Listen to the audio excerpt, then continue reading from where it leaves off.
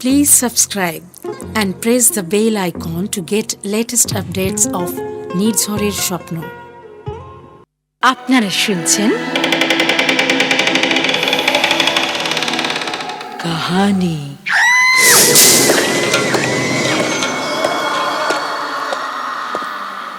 গল্পপ্রেমী পাঠক পাঠিকাদের জন্য নির্ঝরের স্বপ্ন প্রযোজিত কাহিনী গল্প পাঠের অনুষ্ঠানে চিরকালীন ও সমকালীন সাহিত্যিকদের গল্পে আপনাদের স্বাগত। গল্প আপনাদের ভালো লাগলে বন্ধুরা অনেক অনেক লাইক, শেয়ার, কমেন্টস করুন এবং আমাদের চ্যানেলটি সাবস্ক্রাইব করে আপনার মতো একজন শ্রোতার সাথে আমাদের সাহিত্যের বন্ধনে আবদ্ধ হওয়ার সুযোগ করে দিন। আপনার কাছে স্বরচিত গল্প যদি থাকে আমাদের 7980460032 এই হোয়াটসঅ্যাপ নাম্বারে পাঠান এবং আমরা তা প্রকাশ করার সুযোগ পেয়ে সমৃদ্ধ হতে পারি। আজকের গল্প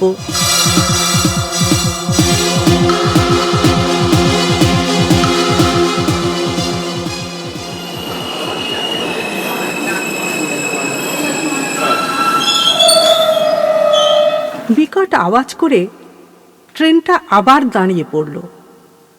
বিরক্তিতে মুখটা বেঁকে গেল আমার। ধুর বাবা, যত ঝামেলা কি আজকেই হতে হবে নাকি? আমি দেখেছি যতবার দিনের শুরুটা আমার ভালো হয়নি ততবারই গোটা দিনটা বেকার গেছে। মানে গোটা বছরের সমস্ত ঝামেলা সেদিনই হাজির হতে হবে। এই পৃথিবীতে কোটি কোটি মানুষ, তার মধ্যে আমার মতন এক ছাপোষা বাঙালির প্রতি ভগবানের কেন এত রাগ কে জানে। এমন তো নয় যে আমি ভগবানকে মানি না। রাস্তায় যে কটা মন্দির দেখতে পাই সব কটা মন্দিরে হাত জোর করে ভক্তি ভরে প্রণাম করি। এমনকি অন্যমনস্কভাবে যদি কোনোদিন কোনো মন্দির পেরিয়ে চলে গেছি, কিন্তু খেয়াল হতেই আবার ঘুরে গিয়ে প্রণাম করি। এত বড় একজন ভক্তকে কি ভগবানের চোখে পড়ে না? মরে যাবার পর যদি স্বর্গে যাই তাহলে এই প্রশ্নটা আমি ভগবানকে করব। যাই হোক, ইতিহাসে তো আমি এমএ করেছি, এই কিছুদিন হলো। এখন একটা দুটো টিউশন পড়াই আর বাকি সময়টা চাকরির পরীক্ষার জন্য প্রস্তুতি নিই। আজ যেমন কলকাতা গেছিলাম, একটা চাকরির পরীক্ষার ইন্টারভিউ ছিল। ইন্টারভিউটা খুব একটা ভালো হলো না। অবশ্য খারাপ ব্যাপারগুলো সকাল থেকেই ঘটতে শুরু করেছিল। ঘুম থেকে উঠে ব্রাশ করছি, এমন সময় পাঁচিলের ওপরে উড়ে এসে বসলো একটা শালিক পাখি। আমি আবার এইসব ব্যাপারগুলো একটু মানি। এই যেমন সকালে এক শালিক দেখা খুব একটা তো ভালো ব্যাপার নয়, এটা মানি। তারপর থেকেই দেখছি খারাপ ব্যাপারগুলো লাইন দিয়ে ঘটছে। হাওড়া স্টেশনে নামার সময় পেছন থেকে পিঠে জোর গুঁতো খেলাম। উফ, টন করছে জায়গাটা। তারপর ইন্টারভিউ ভালো না হওয়া, আর এখন ট্রেনের এই সমস্যা। হাওড়া স্টেশনে টিকিট কেটে যখন প্ল্যাটফর্মে এসে দাঁড়ালাম তখনই দেখলাম আকাশের অবস্থা তেমন ভালো নয়। আমার আশঙ্কাকে সত্যি প্রমাণ করে কিছুক্ষণ পরেই জোরে বৃষ্টি নামল। বর্ধমান মেইন লোকালে এমনিতেই বেশ ভিড় হয়, তবে আজ দেখলাম ভিড় অনেকটাই কম। মনটা বেশ খুশি হয়ে উঠল। যাক বাবা, বেশ আরাম করে যাওয়া যাবে তাহলে। কিন্তু তারপর শুরু হলো ট্রেনের এই সমস্যা। কিছু দূর যাবার পরেই দাঁড়িয়ে যায় ট্রেনটা। ধুর বাবা, আজ এসেই দেখছি ভুল করেছি, বিরক্ত লাগছে। কেন বলুন তো, আজকে কিছু সমস্যা আছে? আপনি জানেন না? না, কি বলুন? রেল তো অ্যানাউন্স করে দিয়েছিল। কি? ওই এই কদিন মেন লাইনে কাজ হচ্ছে, তাই ট্রেনের একটু গোলমাল থাকবে। ও বাবা, আর বলবেন না। ওনার কথা শুনে মাথায় প্রায় বাজ পড়ল আমার। সর্বনাশ, আমার তো মনেই ছিল না কথাটা। ট্রেন ছাড়তে অনেক দেরি হবে দিদি, অনেক লেট করবে মনে হচ্ছে ঢুকতে। তাই তো মনে হচ্ছে। আপনি যদি অন্য কিছু ব্যবস্থা করতে পারেন ওটাই করুন। আমিও দেখি সামনে ব্যান্ডেল জংশনে নেমে যাব যদি কিছু পাই। এই কথা বলে ভদ্রলোক পেপার পড়তে লাগলেন। এদিকে আমি পড়লাম মহা মুশকিলে। পকেট তো একেবারে গড়ের মাঠ, আর একটা টাকাও নেই। মানিব্যাগ ফেলে এসেছি বাড়িতে। ভাগ্যিস আমার ব্যাগে কিছু টাকা সবসময় রাখা থাকে, ওটা দিয়েই আজকের দিনটা পেরোলো। কিন্তু আর কিছু করা যাবে না। একটা দুটো হকার পেরিয়ে যাচ্ছে সামনে দিয়ে। মশলা মোড়ে, মশলা মোড়ে, মশলা মোড়ে। খান পেয়ারা আছে, পেয়ারা। গরম চা খাবেন নাকি? চাই নেবেন, চাই। এইসব কথাগুলো যত শুনছি ততই মনটা আনচান করে উঠছে। চোখের সামনে এগুলো দেখেও কিছু খেতে পারছি না। বেজার মুখে বসে রইলাম। বাইরে বাজ পড়ার আওয়াজ ভেতর পর্যন্ত কাঁপিয়ে দিচ্ছে। তার সাথে পাল্লা দিয়ে বৃষ্টির তেজ বাড়ছে। পাশের ভদ্রলোক ব্যান্ডেলে নেমে গেলেন। ওনার সাথে দেখলাম আমাদের কামরার আরও অনেকেই নেমে গেল।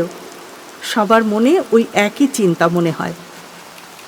আমি একবার জানলাটা খুলে বাইরে তাকালাম। ঝোড়ো হাওয়ার দাপটে গাছগুলোর একেবারে নাজেহাল অবস্থা হয়ে গেছে। এই হাওয়া যেন কারোর উপর প্রতিশোধ নিতে এসেছে, তাই তার এত আক্রোশ। অন্ধকার হয়ে গেছে চারদিক। আমার মনে হলো এই অন্ধকার যেন সব কিছুকে আচ্ছন্ন করে ফেলবে। সমস্ত অপশক্তি যেন জেগে উঠেছে। তারা আসছে আমাদের কাছে। আওয়াজ তুলে ট্রেনটা আবার চলতে শুরু করলো। ওটা লাগিয়ে দাও মা, সিটগুলো ভিজে যাচ্ছে। চমকে উঠে সামনে তাকিয়ে দেখি একজন লোক দাঁড়িয়ে আছেন সামনে। বেশ লম্বা, ঘাড় পর্যন্ত নেমে আসা চুল, মুখখানা গোপ দাড়িতে ভর্তি। কপালে লম্বা একটা সিঁদুরের তিলক কাটা। গেরুয়া বসন পরে আছেন, আর গায়ের রং ফ্যাকাশে সাদা। আমার কেন জানি মনে হলো ওনার শরীরে রক্তের অভাব আছে। মানে রক্ত না থাকলে যেমন ফ্যাকাশে হয়ে যায় মানুষ, অনেকটা ওরকম দেখাচ্ছে ওনাকে। তবে সবচেয়ে লক্ষণীয় ওনার চোখ দুটো। কি তীক্ষ্ণ অন্তর্ভেদী দৃষ্টি ওনার দু চোখে। মনে হয় যেন ভেতর পর্যন্ত পড়ে ফেলছেন। আরও একটা জিনিস খেয়াল করলাম, একটা বেশ বড় লাল কাপড় দিয়ে ঢাকা দিয়ে রেখেছেন শরীরের ঊর্ধ্বাংশ, যেন কিছু আড়াল করতে চান সবার থেকে। তিনি এসে বসলেন আমার মুখোমুখি সিটে। খেয়াল করলাম সিটটা একটু ভিজে যাওয়া সত্ত্বেও উনি সেটা মুছলেন না, ওটার উপরেই বসে পড়লেন। আমার একটু অবাক লাগলো। ওনার হাত দুটো কিছু ধরে আছে কি? ধরে থাকলেও তো কিছু একটা দিয়ে জায়গাটা একটু মুছে নিতে পারতেন। তারপর আমি ভাবলাম সাধু সন্ন্যাসী মানুষও নেই, হয়তো এগুলো নিয়ে একদম ভাবেন না। আমার দিকে তাকিয়ে একবার হাসলেন উনি। নোংরা দাঁতগুলো দেখে একটু অস্বস্তি হলো আমার। তার থেকেও বড় অস্বস্তি হলো ওনার হাসিটা দেখে। সাধারণত সাধু সন্ন্যাসীদের চোখে মুখে একটা প্রশান্ত ভাব থাকে। ওনাদের হাসি হয় সরল, ওনাদের দেখলে মনে ভক্তি আসে। কিন্তু কেন জানি না এনাকে দেখে আমার মনে একটুও ভক্তি আসছে না, বরং কেন জানি না মনে হচ্ছে ইনি খুব একটা ভালো লোক নন। ভালো অথবা খারাপ কি ওরকম করে বিচার করা যায় রে বোকা? আমি একটু বিরক্ত হলাম। প্রথমে তুমি বললেও এখন একদম তুইতে নেমে গেছেন দেখছি। আজব লোক তো ইনি। তুই আমার থেকে অনেক ছোট, তাই তুই করেই বলছি। ও বাবা, ও বাবা, ইনি কি মনের কথা পড়তে পারেন নাকি? আমি যেগুলো ভাবছি সেগুলোই বুঝে যাচ্ছেন। ইন্টারভিউ ভালো হয়নি তো? হ্যাঁ, তবে চিন্তা করিস না, সামনেই ভালো একটা চাকরি হবে তো। কি এইবার আমি একটু চমকে উঠলাম। আশ্চর্য তো, আমার যে ইন্টারভিউ ছিল ইনি কি করে জানলেন? আমার চোখে মুখে কি বেকার ভাবটা ফুটে উঠেছে নাকি নাকি ইনি আমাকে অনুসরণ করছেন? তারপর সুযোগ বুঝে ঘুমের ওষুধ খাইয়ে টাকা পয়সা নিয়ে পালাবেন। এখন এগুলো খুব হচ্ছে খবর পাচ্ছি। তোকে অনুসরণ করে আমার কি লাভ রে বেটি? সে কি? তোর নিজেরই কাছে একটাও পয়সা নেই, তোর কাছে কি পাবো বলতো? আমি বেশ ভালো রকম আশ্চর্য হয়ে গেলাম। আমি ঠিক যা যা ভাবছি উনি সেগুলো বুঝে যাচ্ছেন কিভাবে? প্রশ্নটাও করেই ফেললাম। কোন স্টেশন এটা? মগরা। উনি সিটের উপর পা দুটো তুলে বেশ আরাম করে বসলেন। বলতে পারি অবশ্যই, কিন্তু বিশ্বাস করবি না মনে হয়। কি বলুন তো? কারণ তোরা তো আজকালকার যুগের ছেলে মেয়ে সব, হ্যাঁ, এগুলো গাল গপ্পই মনে হবে তোদের। এমনিতেই আজ ট্রেনের সমস্যা চলছে, তার চেয়ে আপনি বলুন না কি বলবেন, বেশ সময়টাও কেটে যাবে। আপনার নাম কি ঠাকুর? গোলক বাবা। আসলে এই দুনিয়ায় এমনিতেই কিছুই হয় না রে, জানবি প্রতিটি ঘটনার পিছনে কোনো না কোনো কারণ লুকিয়ে আছে। সাথে এটাও জেনে রাখিস, এমনিতে কিছুই পাওয়া যায় না, সব জিনিসেরই একটা মূল্য আছে। বাবা, ঠিক মূল্য দিতে পারলেই সেই জিনিসটা চলে আসবে তোর হাতের মুঠোয়। আমার ক্ষেত্রেও সেটাই হয়েছে।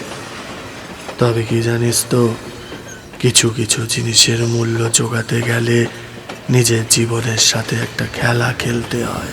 খেলা? জিতে গেলে সেই মহার্ঘ জিনিসটা তোর, আর হেরে গেলে? তোর জীবনটাই শেষ হয়ে যাবে। আমার আদি বাড়ি বর্ধমান জেলায়। সংসারের প্রতি টান কোনো কালেই ছিল না। 30 বছর বয়সে সংসার ছাড়িয়ে এখানে সেখানে ঘুরে বেড়াতাম। একটা গেরুয়া বসন জোগাড় করলাম। সাধু সন্ন্যাসী ভেবে অনেকেই সাহায্য করত। এরকম করে এই বেশ কেটে যাচ্ছিল। আচ্ছা, কোনো না কোনো মন্দির বা মঠে কিছুদিন থাকি, তারপর সেখান থেকে আবার বেরিয়ে পড়ি অজানার উদ্দেশ্যে। অজানার উদ্দেশ্যে? কোনো পিছুটান নেই, কোনো বাধা নিষেধ নেই, শুধু নিজের মতন বাঁচা। এরকম করেই একদিন হাজির হলাম শিয়ালদা স্টেশনে। প্ল্যাটফর্ম থেকে বেরিয়ে নীলরতন সরকার হাসপাতালের দিকে যাচ্ছি, বুঝলি? এমন সময় চোখে পড়ল শিয়ালদা কোর্টের কাছে একটা জটলা তৈরি হয়ে আছে। পায়ে পায়ে সেদিকে এগিয়ে গেলাম। কাছে গিয়ে দেখি এক সাধু বসে আছে। তাকে ঘিরেই তৈরি হয়েছে সেই ভিড়। একটু একটু কৌতূহল হলো আমার। সাধু? হ্যাঁ, এক সাধু। ভিড়ের মধ্যে ঢুকে সামনে এগিয়ে গেলাম। দেখলাম সাধু মানুষের মুখ দেখে সবকিছু বলে দিচ্ছে। একটা জিনিস খেয়াল করলাম, সাধুর গায়ের রং অনেকটা ফ্যাকাশে মতো। ফ্যাকাশে? মনে হচ্ছে দেহে রক্তের অভাব আছে। দেখ মা, আমি অনেক ভণ্ড সাধু দেখেছি, যারা লোকের বিশ্বাসের সুযোগ নিয়ে লোক ঠকানোর ব্যবসা করে, ওই রকম কিছু কথা বলে লোকের বিশ্বাস জিতে নেয়। কিন্তু ইনি দেখলাম একটু আলাদা। একদম নিখুঁত ভাবে বলছেন। শুধু ভবিষ্যৎ নয়, একদম দিনক্ষণ ধরে মানুষের অতীত বলে চলেছেন অনর্গল। একজনকে যেমন বললেন, কিরে, পরপর দুবার মেয়ে হয়েছে, তাই তো? এবার ছেলে হবে দেখিস। তবে একটা কথা বলে রাখি, শোন, ছেলে বা মেয়ে দুটোই কিন্তু ঈশ্বরের দান। তাই মেয়ে হয়েছে বলে মন খারাপ করবি না। তোর মেয়েদের নাম সুদেশনা আর সুদীপ্তা তো। শোন, ছেলের নাম কিন্তু প দিয়ে রাখবি, দেখবি তোর ভালো হবে। এখন যা, ভাগ। আমি দেখলাম ইনি কিন্তু কারোর কাছ থেকে কোনো পয়সা নিচ্ছেন না, কেউ দিতে গেলেও ফিরিয়ে দিচ্ছেন। কারণ জিজ্ঞেস করলে গম্ভীরভাবে বলছেন, ওসব নেওয়া যাবে না, না না না, মানা আছে।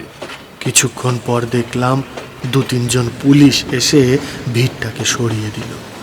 সন্ন্যাসীও দেখলাম চলে যাবার জন্য উঠে পড়লেন। আমি সোজা ওনার পায়ে উপুড় হয়ে গিয়ে পড়লাম।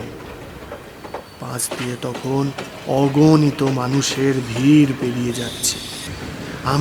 আমি কোনো কিছুর পরোয়া না করে একেবারে ওনার পা জড়িয়ে ধরলাম। বারবার করে বলতে লাগলাম, আমাকে আমাকে আপনার শিষ্য করে নিন ঠাকুর, এই বিদ্যা আমাকে শেখান। উনি আমাকে তুলে ধরলেন, তারপর বললেন, সব কিছু সবার জন্য নয় রে বেটা। এই বিদ্যা শিখতে তো চাইছিস, কিন্তু জানিস এই বিদ্যা শেখার জন্য কি মূল্য চোকাতে হয়? জানিস কি অভিশাপের কবলে পড়বি তুই? প্রাণে মারা পড়বি রে হতভাগা। একটু চেঁচিয়েই কথাগুলো বললেন উনি। পাশ দিয়ে যাওয়া লোকগুলো ঘুরে তাকালো আমার দিকে। বোধহয় ওনার নিজেরই একটু খারাপ লাগলো।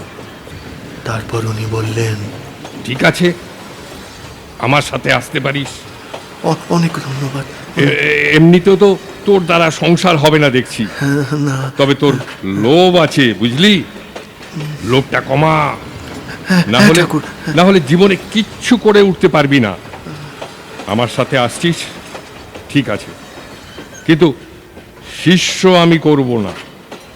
আমি ভাবলাম তাও ভালো, কিছু তো শেখা যাবে ওনার থেকে। ভাগ্য ভালো থাকলে হয়তো এই বিদ্যাটাও শিখিয়ে দেবেন উনি। তারপর ওনার সাথে অনেক জায়গায় ঘুরেছি, বেনারস, হরিদ্বার, কামাখ্যা ঘুরে উনি এলেন তারাপীঠে। এখানে তোকে একটা কথা বলে রাখি, কি? উনি নিজের নাম কোনোদিন বলতে চাইতেন না। কেন? কেউ নাম জিজ্ঞাসা করলেই বলতেন, তোর আমাদের আবার কোনো নাম হয় নাকি? তোর যা ইচ্ছা হয় ডাক। ঠিক আছে, আমাকে না হয় সন্তোষ ঠাকুর বলিস।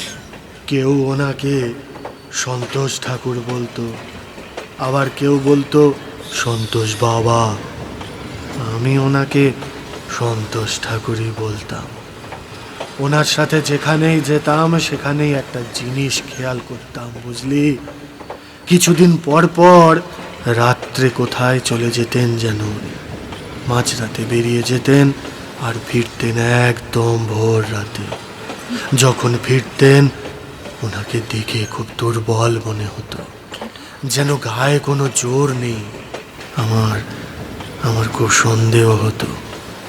শুধু যে রাত্রে বেরিয়ে যেতেন সেই জন্যই নয়, উনি সাথে করে যেটা নিয়ে যেতেন সেটা দেখে আরো সন্দেহ হতো।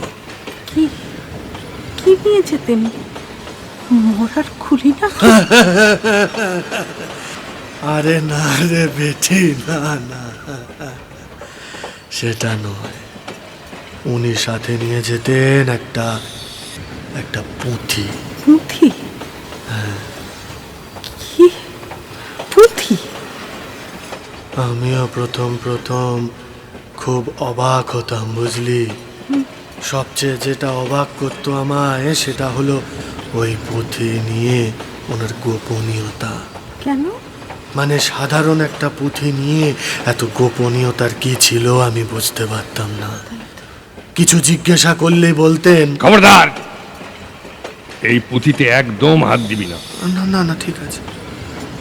পুঁথিটা কোনো সময় চোখের আড়াল করতেন না তিনি।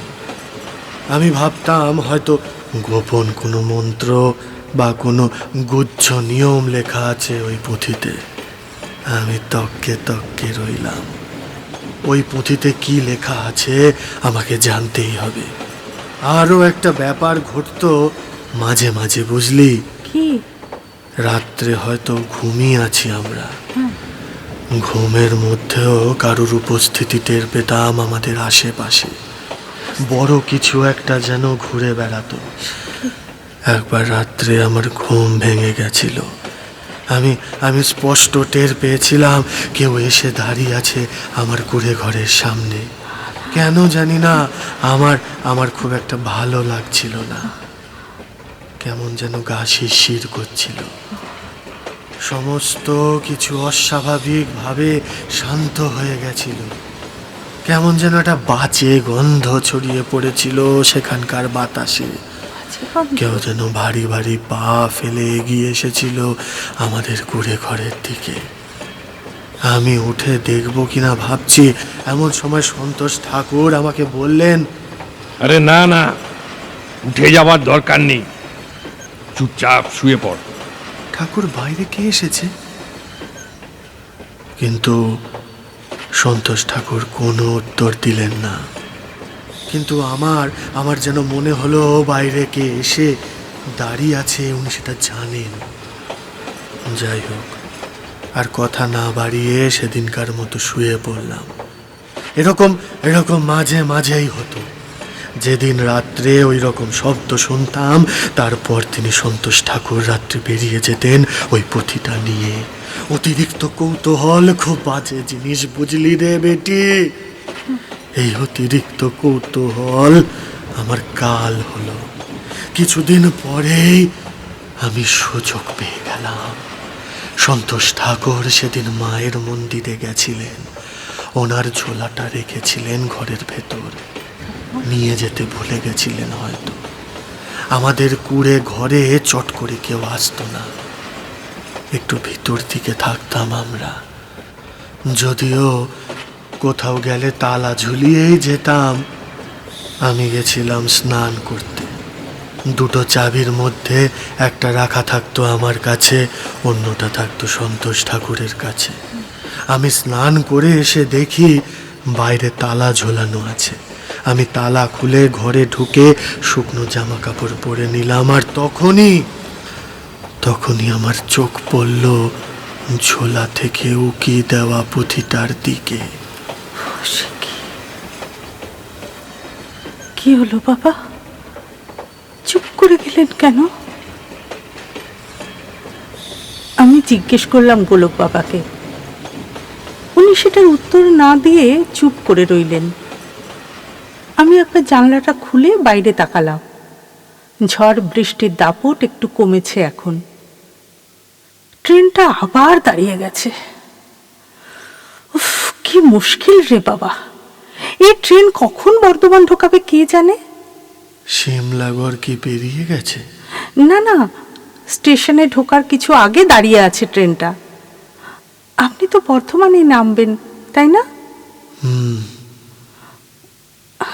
তাহলে তো আরো ভালো, এখনো অনেক সময় আছে। আপনি বলুন না বাবা। আমি একবার বাইরে গিয়ে ভালো করে চারদিকটা দেখে এলাম। আচ্ছা। না, সামনাসামনি কেউ নেই। আমি ঘরে ঢুকে শিকলটা তুলে দিলাম। তারপর ঝোলা থেকে বের করলাম সেই পুঁথিটা। বেশ পুরনো পুঁথি বলেই মনে হলো। মাঝারি সাইজের সেই পুঁথির বাইরেটা কালো কাপড় দিয়ে মোড়ানো। পুঁথিটার সামনে একটা বিভৎস মুখ আঁকা। আমার মনে হলো সাক্ষাৎ শয়তানকে দেখছি। আমি ভালো করে দেখছি সেই মুখটা। ঠিক তখনই ঘটতে শুরু করলো সেই ঘটনাগুলো। ঘটনা ঘটলো মানে? আমি ভালো করে সেই মুখটা দেখছি। ঠিক তখনই জোর ঝটকা খেলাম একটা। সেদিন আকাশ পরিষ্কারই ছিল, কিন্তু পুঁথিটা হাতে নেওয়ার পরই হঠাৎ কোথা থেকে কালো মেঘেরা ছুটে এলো, আকাশটা একেবারে ঢেকে দিল। বাইরে শুরু হয়ে গেল প্রবল ঝড়। সেই হাওয়ার সাথেই কারা যেন তীব্র চিৎকার করতে শুরু করলো। সেই চিৎকার ইহ জগতের কোনো প্রাণীর হতে পারে না। আমি হাত থেকে ফেলে দিতে চাইলাম পুঁথিটা, কিন্তু কিন্তু সেটা যেন হাতের সাথে কোনো অমোঘ টানে আটকে গেছে। আমার চোখের সামনে সবকিছু মুছে গেল যেন। সেই কুড়ে ঘর, সেই তারাপীঠ মহাশ্মশান, সবকিছু যেন এক মুহূর্তের জন্য অদৃশ্য হয়ে গেল। আমার সামনে তখন এক গভীর জঙ্গল। এত গভীর জঙ্গল আমি কোনোদিন দেখিনি। আমি পুঁথিটা খুলেছিলাম ভর দুপুর বেলায়, কিন্তু এখন দেখছি প্রায় সন্ধ্যা হয়ে এসেছে। কি অস্বাভাবিক নিস্তব্ধতা ছেয়েছিল সেখানে, সেটা তোকে বলে বোঝাতে পারবো না। আমার মনে হলো কারা যেন চারদিক থেকে ছুটে আসছে আমার দিকে। ওই গাছপালাগুলোতে কারা যেন বসে আছে। আমি স্পষ্ট দেখতে পাচ্ছি তাদের জলজলে চোখগুলো। তারা কোনো প্রাণী নয়, সেটা আমি নিশ্চিত। তারা নরক থেকে উঠে আসা কোনো অপশক্তি। ওই গাছগুলো থেকে বুকে হেঁটে হেঁটে নেমে তারা এগিয়ে আসতে লাগলো আমার দিকে। আমি আতঙ্কে চিৎকার করতে শুরু করলাম। ওরা আমার সামনেই চলে এসেছে, প্রায় মাত্র কয়েক হাতের দূরত্ব। তারপরে ওরা ছিঁড়ে খেয়ে ফেলবে আমাকে। কিন্তু আমি এক পাও নড়তে পারছি না, শুধু অসহায়ভাবে দাঁড়িয়ে আছি। আমি চোখ বন্ধ করে ফেললাম। হঠাৎ একটা শব্দ শুনে ঘোর কাটলো আমার। চোখ খুলে দেখি আমি সেই ঘরের মধ্যেই দাঁড়িয়ে আছি। হাতে সেই পুঁথিটা খুব গরম হয়ে গেছে দেখলাম। ঘরের মধ্যে তখন প্রবল হাওয়া বইছে, কিন্তু অবাক ব্যাপার কি জানিস, ঘরের জানলাগুলো সব বন্ধ। বাইরে থেকে কে যেন জোরে জোরে ধাক্কা দিচ্ছে দরজাটা। আমার হাতে থাকা পুঁথিটা নিজে থেকেই খুলে গেল। পাতাগুলো যেন প্রবল হাওয়াতে এলোমেলো হয়ে যাচ্ছিল। আমার চোখ দিয়ে পড়লো সেই পাতাগুলোর ওপর। আমি অবাক হয়ে দেখলাম পাতার মধ্যে কিচ্ছু লেখা নেই, সব কটা পাতা সাদা। বাইরে থেকে সেই ধাক্কার আওয়াজটা আরো বাড়ছে। সেই সাথে কেউ যেন আমার নাম ধরে চিৎকার করছে। আমি গলা শুনে বুঝতে পারলাম সন্তোষ ঠাকুর এসেছেন। সেই সময় হঠাৎ ঘরের সব হাওয়া যেন নিজের মতোই থেমে গেল। পরিবেশ একদম স্বাভাবিক হয়ে গেল। আমার হাত থেকে পুঁথিটা আলগা হয়ে পড়ে গেল মাটিতে। আমি তাড়াতাড়ি পুঁথিটা ঝোলাতে রেখে দিলাম। তারপর দরজাটা খুলে দিলাম। সন্তোষ ঠাকুর ঘরে ঢুকে দরজাটা লাগিয়ে দিলেন। তারপর তীব্র চোখে আমার দিকে তাকিয়ে বললেন, তুই ওই পুঁথিতে হাত দিয়েছিস? না না না না তো ঠাকুর, আমি তো পুঁথিতে হাত দিইনি। দেখলাম ওনার চোখ দুটো যেন জল জল করছে। উনি বললেন, একদম মিথ্যে বলবি না। কি ভেবেছিস আমি বুঝতে পারবো না? তুই জানিস না যে তুই কত বড় ভুল করেছিস? বারবার তোকে বলেছিলাম যে ওই পুঁথিতে হাত দিবি না। এই পুঁথি সবার জন্য নয়, এই পুঁথি অভিশপ্ত পুঁথি। তুই ঠিক সেই ভুলটাই করলি। দেখলাম উনি রাগে ফুঁসছেন। আমি তখন জিজ্ঞেস করলাম, আপনি কিভাবে বুঝতে পারলেন যে আমি পুঁথিতে হাত দিয়েছি? আমি তখন মন্দিরে বসে আছি।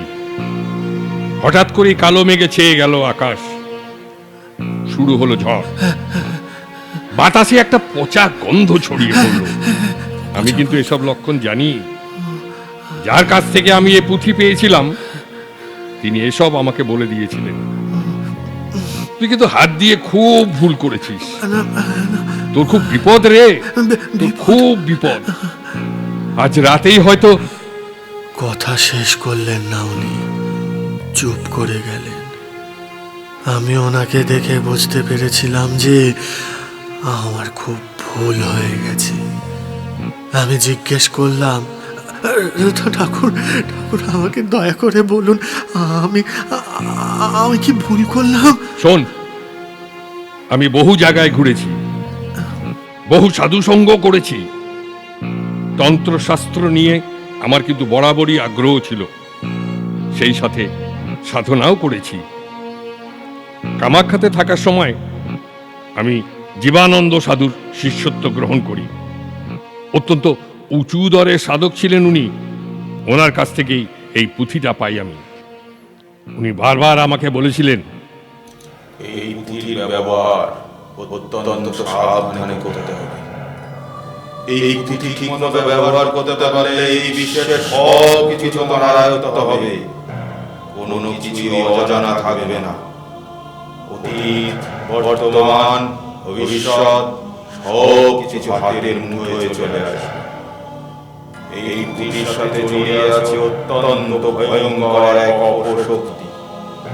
পুঁথির সামনে ওই কাপড়ের উপর যে বীভৎস মুখটা দেখতে পাওয়া যায়, সেটা ওই অপশক্তি। ওই অপশক্তি তোমাকে যেমন বিপুল ক্ষমতা দেবে, ঠিক তেমন বিনিময়ে তোমাকেও কিছু দিতে হবে ওনাকে। কি কি কি দিতে হবে বিনিময়ে? রক্ত দিতে হবে। উনি তোমার শরীর থেকে রক্ত পান করে সন্তুষ্ট হবে। এই পুঁথি যার কাছে থাকে সে খুব বেশি দিন বাঁচে না, কারণ তার শরীরে রক্তের পরিমাণ ধীরে ধীরে কমতে থাকে।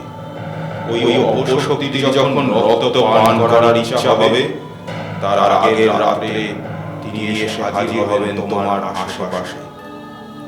তাঁর আগমন বুঝতে পারা যায়। তারপরে রাত্রে কোনো নির্জন জায়গায় গিয়ে তাঁকে ডাকতে হবে। তিনি আসবেন, সে রক্ত পান করে সন্তুষ্ট হয়ে চলে যাবে। এরপর গোলক বাবা আমার দিকে তাকিয়ে বললেন, তোকে বললাম না, কি বাবা? আমার মাঝে মাঝেই মনে হতো কেউ যেন এসে দাঁড়িয়ে আছে ঘরের সামনে। সন্তোষ ঠাকুরের কথাগুলো শুনে বুঝতে পারলাম তা হলো সেই অপশক্তি যে প্রতি রাতে আমাদের ঘরের চারপাশে হাজির হতো। সেই জন্যই ঠাকুর তার পরের দিন পুঁথি নিয়ে চলে যেতে নির্জন কোনো জায়গায়। তারপরের দিন তিনি ফেরত এলে দেখতে পেতাম অত্যন্ত দুর্বল হয়ে গেছেন তিনি। ওনার কথাগুলো শুনে আমি বুঝতে পারলাম আমি এবার বড় বিপদের মধ্যে পড়েছি। আমি হয়তো বিশ্বাস করতাম না, কিন্তু পুঁথিটা হাতে নেবার পর থেকে আমার সাথে যা যা হলো তাতে অবিশ্বাসও করতে পারলাম না। আমি জিজ্ঞাসা করলাম, ঠাকুর আমি তো শুধু হাত দিয়েছি, কোনো মন্ত্র তো পড়িনি। তাছাড়া গোটা পুঁথিটায় তো কোনো মন্ত্রই চোখে পড়লো না। না না না না না, ভুল করেছিস, খুব ভুল করেছিস তুই। আমি বারবার নিষেধ করেছিলাম ওই পুঁথিতে হাত না দিতে। ওই পুঁথি বড় অভিশপ্ত রে। ওই পুঁথি যার কাছে থাকে ওই অপশক্তি শুধু তাকেই বিশেষ ক্ষমতা প্রদান করেন, শুধু তার ডাকেই সাড়া দেন। ওনাকে আহ্বান করার বিশেষ নিয়ম আছে। তুই একটু আগে বললি না যে ওই পুঁথিতে কোনো মন্ত্র দেখতে পেলি না? শোন, এমনিতে ওই পুঁথিতে কোনো লেখা দেখতে পাবিও না। শুধু ওই পুঁথির অধিকারী নিজের রক্ত একটা বিশেষ পাতার উপর ফেললে ফুটে ওঠে সেই বিশেষ মন্ত্র। যে মন্ত্র 1,00,000 বার জপ করলে তুই পাবি অতীত, বর্তমান ও ভবিষ্যৎকে দেখার ক্ষমতা। পাবি অসীম জ্ঞান, কিন্তু সেই সাথে প্রতিদিন এক পা করে এগিয়ে যাবি মৃত্যুর দিকে। জীবানন্দ আমাকে বারবার সাবধান করেছিলেন যে আমি ছাড়া ওই পুঁথি যেন কেউ হাত না দেয়, কারণ প্রকৃত সাধক ছাড়া ওই ওই অপশক্তির ক্ষমতা কেউ সহ্য করতে পারবে না। তাছাড়াও পুঁথি যখন যার কাছে থাকে, সে ছাড়া অন্য কেউ ওই পুঁথিতে হাত দিলে ওই অপশক্তি কিন্তু ভয়ানক রুষ্ট হন। তার মধ্যে জেগে ওঠে ভয়ানক প্রতিশোধ স্পৃহা। তিনি শেষ করে দেবেন তাকে যে ওই পুঁথিতে হাত দিয়েছে। আমি আমি তো শুধু হাত দিয়েছি ঠাকুর, তাতে কি এমন ক্ষতি হয়ে গেল বুঝতে পারছি। ক্ষতি হয়েছে কারণ ওই পুঁথির মালিক এখন আমি। আমি যদি স্বেচ্ছায় তোকে পুঁথি দিতাম তাহলে ঠিক ছিল, কিন্তু তুই বিনা অনুমতিতে এই পুঁথিতে হাত দিয়েছিস। ওই অপশক্তি কিন্তু আজই আসবে। এরা চরম প্রতিহিংসা পরায়ণ হয়। সামান্যতম ভুলের জন্য তোর জীবন নিতে এদের সময় লাগবে না। তাহলে কোনো উপায় নেই কি ঠাকুর? না না না না, কোনো উপায় নেই। ওই অপশক্তি আসবেই আসবে। কোন স্টেশন এলো রে বেটি? মনে হচ্ছে রসুলপুর চলে এসেছে। গোলক বাবা একবার তাকালেন প্ল্যাটফর্মের দিকে। কিছু সংখ্যক মানুষ নেমে গিয়ে প্ল্যাটফর্ম বরাবর হাঁটছে। এরা এবার চলে যাবে নিজের গন্তব্যে। বৃষ্টি অনেকটা ধরে এসেছে। ভেজা প্ল্যাটফর্মের উপর জড়ো হয়েছে বেশ কিছু পাখি। হকাররা ছুটোছুটি করছে। এত বৃষ্টির পর যেন শান্ত হয়ে গিয়েছে প্রকৃতি। আচ্ছা বাবা, সেই রাত্রে কি হয়েছিল বললেন না তো? ওই রাতের কথা আমি জীবনে কখনো ভুলতে পারবো না। সন্ধে হতেই সন্তোষ ঠাকুর একবার ঘরের বাইরে গিয়ে কিছুক্ষণ পর ফিরে এলেন। আমি ওনাকে জিজ্ঞেস করলাম, কোথায় গিয়েছিলেন ঠাকুর? তোকে যে কথাগুলো বলছি সেগুলো ভালো করে শোন। আচ্ছা। তোর সাথে হয়তো আর দেখা হবে না। কেন ঠাকুর, এরকম কেন বলছেন? কোথায় যাবেন আপনি?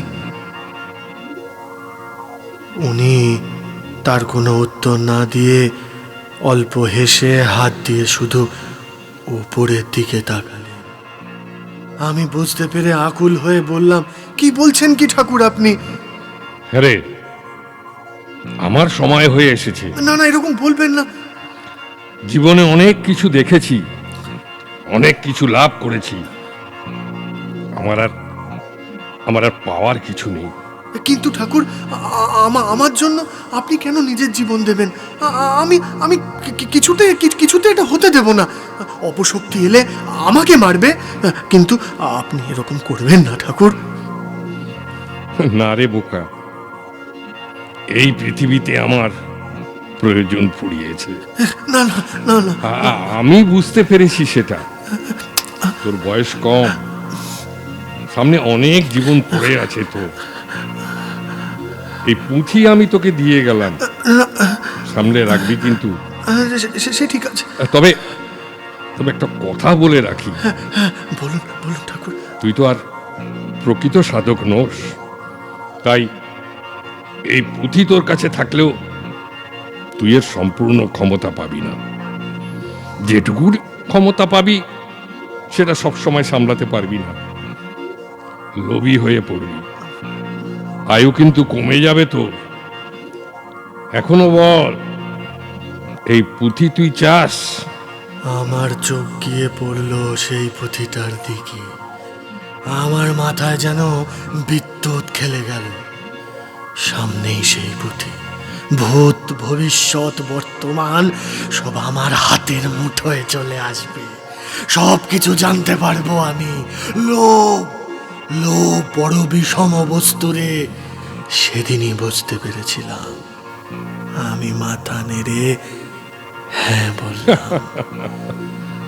সন্তোষ ঠাকুর একটু হাসলেন, তারপর পুঁথিটা আমার হাতে দিয়ে বললেন, এই নে তাহলে শোন, এই ঘরটাকে আমি চারিদিকে বন্ধন দিয়ে দিয়েছি। আচ্ছা রাত্রে যত আওয়াজ হোক না কেন ঘর থেকে কিন্তু বেরোবি না। এমনকি আমার গলা করে কেউ বাইরে ডাকলেও দরজা জানলা খুলবি না। আর সকাল হলে এই স্থান ছেড়ে চলে যাস। এই বলে বাইরে চলে গেলেন তিনি। আমি দরজা লাগিয়ে দিলাম। কিছুক্ষণ পরেই শুরু হলো প্রবল ঝড় বৃষ্টি।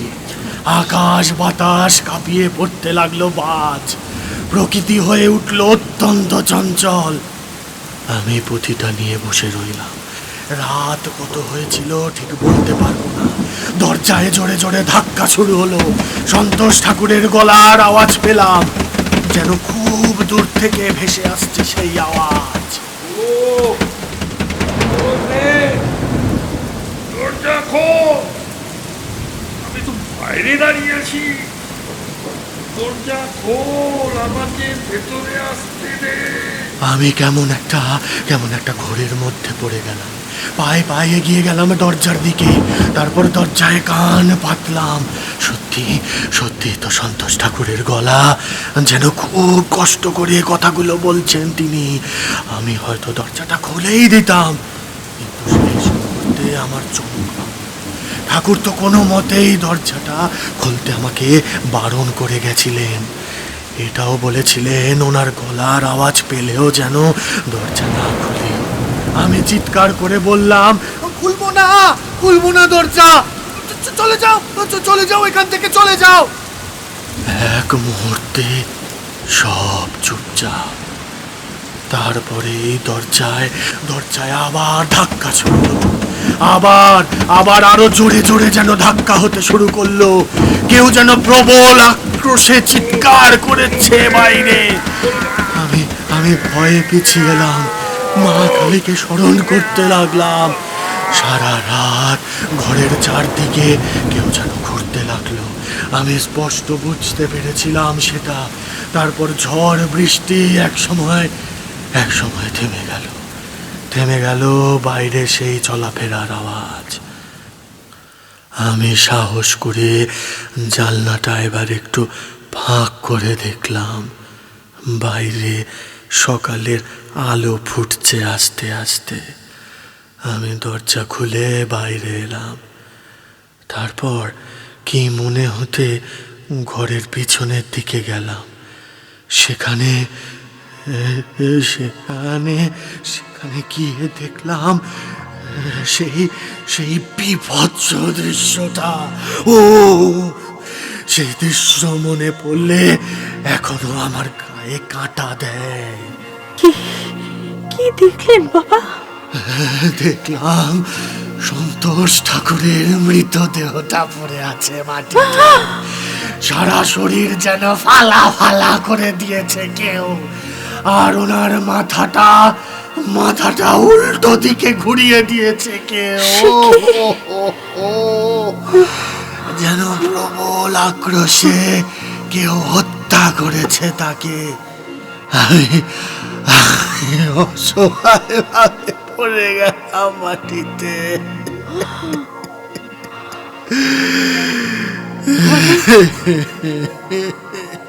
বলেন কি?